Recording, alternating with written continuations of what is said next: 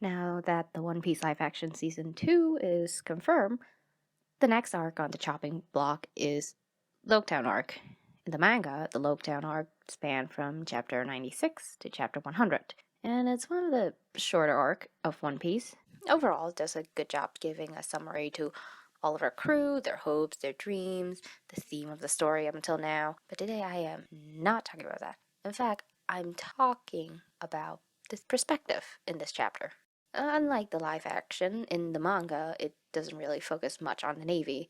Like, sure, they're there, but up until now, all we know of the Marine is that they're either corrupt or too weak / incompetent to do their job. Even with Garb, a high-ranking Marine that we were introduced through the cover story, we saw him get smashed by Morgan because he was sleeping on the job. So overall, not exactly a good impression of the Marine. But here, our perspective of the Marine got expand a little, and we get to see how the world in general is viewing them. The first thing we notice is that Loguetown is a very nice place, despite being the literal origin point of the Golden Age of pirates. There is no pirates at all on this island.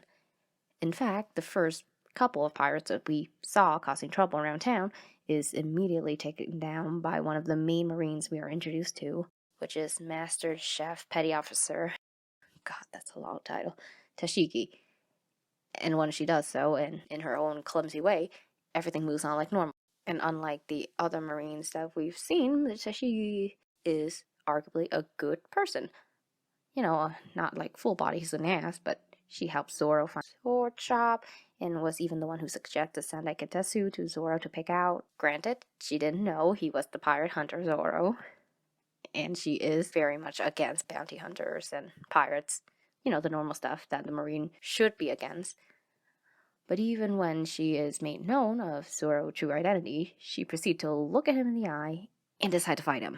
And I need to remind you that Zoro's reputation is as a demon who kills people for a living, and we establish that the general populace is afraid of him. And Tashigi is just like, you are a bad person. I will arrest you now. And even after he defeated her, very clearly showing how he vastly overweights her, he yells at him to finish the job. And then we have the other prominent Marines in the form of Captain Smoker, who is this no-nonsense badass. First, I wouldn't say first and foremost, but he is there to show off the second classification of Devil Fruit, the Logia, and also to demonstrate the power of the Sea Stone's prism. Much like Tashigi, he is also here to show how people view the Marines. You have to understand that before Smoker was stationed in Loguetown, the island was filled with pirates. Again, it is the origin point of the Golden Age of pirates. It is also the last island in the East Blue before you reach Reverse Mountain. So any crew that wants to enter the Grandline would have to pass by here. Circling back to this sword shop, it is there that we got revealed that some business in Loguetown depends on those pirates coming through and buying things like weapons and ships and drinking at the tavern and stuff like that. So they kind of need pirates to make their business. And with Smoker clearing out most of the pirates, safe to say, some people are unhappy. But whereas they would say it to a person like Tashigi or some other low-ranking Marines, I don't think they would say it to Smoker's face. In the classic scene of Smoker bumping into this kid holding an ice cream and did the whole, whoops, my pants ate your ice cream, here's some money, go buy a new one, the kid was terrified of him. Which was fair, the man is big and has a permanent frown on his face. I would be terrified if I didn't know what he had done for the community. But the dad is also afraid of Smoker.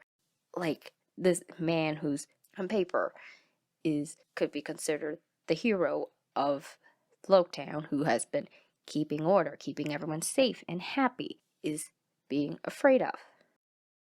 And it's sprinkling the idea that even with all this, like, good Marine representation that we have here, the organization as a whole is not looked on favorably. Setting up this whole thing with Smoker's sense of justice versus the Marine system as a whole later. And all of these little perspectives we're shown about the Marine is so good. When I first read this arc, I remember not liking how they phrase Luffy bounty. I know that he has to get one at some point, But the way the Marine put his wanted status as nipping evil in the bud, after we, the reader, basically watch Luffy does the Marine job for them, like taking out the corrupt Marine Morgan, taking out Buggy, taking out Arlong. I wouldn't say taking out Kree because he did got away. And Luffy doesn't do this for like a sense of justice or anything. He's just doing it for his friend, but he basically does the Marine job for him again. But the reality is, Luffy is sailing a black flag, and his bounty was put out by Nezumi, a corrupt rat that the Straw Hat beat up for trying to steal Nami money. As far as the world government knows, this rookie pirates not only took out several powerful pirates in the east, but also beat up several Marines members.